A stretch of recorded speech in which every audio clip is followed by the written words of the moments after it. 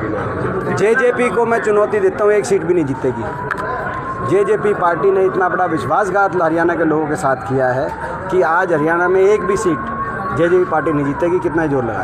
अच्छा, चर्चाएं भी हैं कि दीपेंद्र हुड्डा सीएम के लिए जो है कई जगह चर्चाएं, प्रोजेक्ट किया जाएगा सीएम के रूप में। ऐसा है कि मेरा मकसद कभी भी कोई पद लेना नहीं रहा है, ना ही कोई जो है पद के लिए मैंने कभी कहीं कोई प्रयास किए हैं। जहाँ जो जिम्मेदारी जनता ने मेरे को दी है वो मैंने हमेशा निभाई है, और मेरा केवल एक ही मकसद है, एक ही लक्ष्य है। हरियाणा में पद मकसद नहीं है, परिवर्तन मकसद है। हरियाणा में परिवर्तन होना चाहिए। भाजपा जजपा की ये जो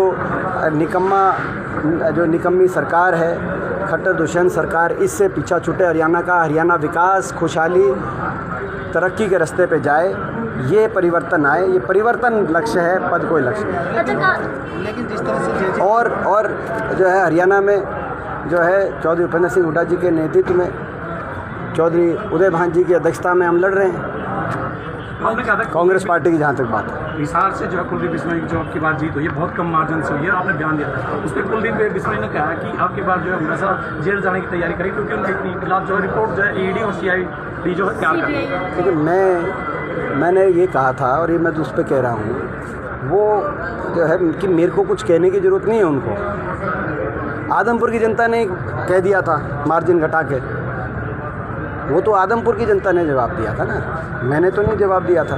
मैंने तो केवल जो आंकड़े हैं चुनाव के, कितने मत मिले हमारे प्रत्याशी को, जो कि ये दर्शाते हैं कि इस चुनाव में निश्चित तौर से कांग्रेस जीतेगी वहाँ, क्योंकि ये तो बाई इलेक्शन था। सरकार की पूरी ताकत झोंक के, ये बड़े बड़े वायदे करके कि भाई जो है अपना कि 1.5-2 साल जो बचा है उसमें क्या कायापलट करवाने का काम करेंगे। सरकार का उपचुनाव का प्रभाव, दोनों पार्टियाँ बीजेपी और जेजेपी का गठबंधन, सारी हरियाणा की बहुत सी जो मैं समझता हूँ नकारात्मक शक्तियाँ उस चुनाव में कांग्रेस के खिलाफ एकजुट हो गई थी।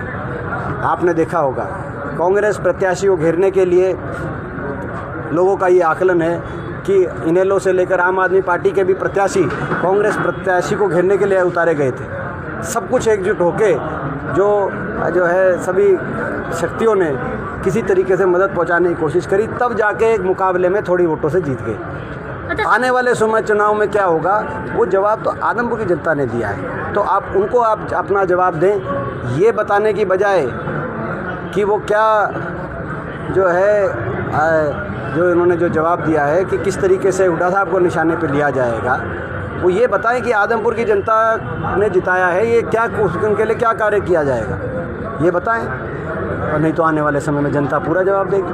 अच्छा, कहते हैं संगठन जल्द बनेगा, वो जल्द समय कब आएगा कांग्रेस का संगठन जब तैयार? जब कांग्रेस का हाईकमांड और कांग्रेस का नेतृत्व सही समय उसको सही समय लगेगा, उचित समय, जिस समय पर जो है हमें मजबूती दिखाई देगी कि भाई आगे और मजबूती देके जो है आज परिवर्तन की इस लड़ाई में जब कांग्रेस के हाई कमांड को सही समय लगेगा उस तब वो संगठन में विस्तार करेंगे।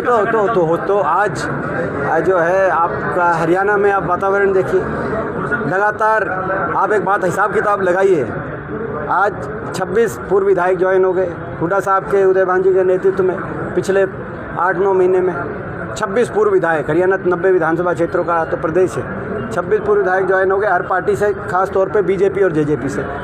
और उनको ये चिंता सताती है, धनखड़ साहब का हर रोज़ बयान आता है कि संगठन नहीं है। अरे आपके सारे लोग ज्वाइन हो रहे हैं, आपने तो संगठन बनाया होगा, ये लोग जो ज्वाइन हो रहे हैं आज भी ज्वाइन हुए हैं जो, तो धनखड़ साहब पहले भी ये कहते थे संगठन नहीं है, कहते थे हमारा तो संगठन 9 साल पहले बन गया था, कांग्रेस का 9 साल से संगठन नहीं है। लेकिन जब वो बादली से चुनाव में उतरे होंगे तब धनखड़ साहब को जरूर एहसास हुआ होगा इस बात का कि भाई उनका जो संगठन था, पन्ना संगठन तो मजबूत था बीजेपी का, लेकिन वो पन्ने पे था, नीचे जब गाँव में गए होंगे तो पता चला होगा कि गाँव और घर में कांग्रेस पार्टी का संगठन था। इसीलिए पंडित कुलदीप बस वहाँ से बड़े बहुमत से वहाँ से लोगों ने उनको आशीर्वाद दिया होगा बादली।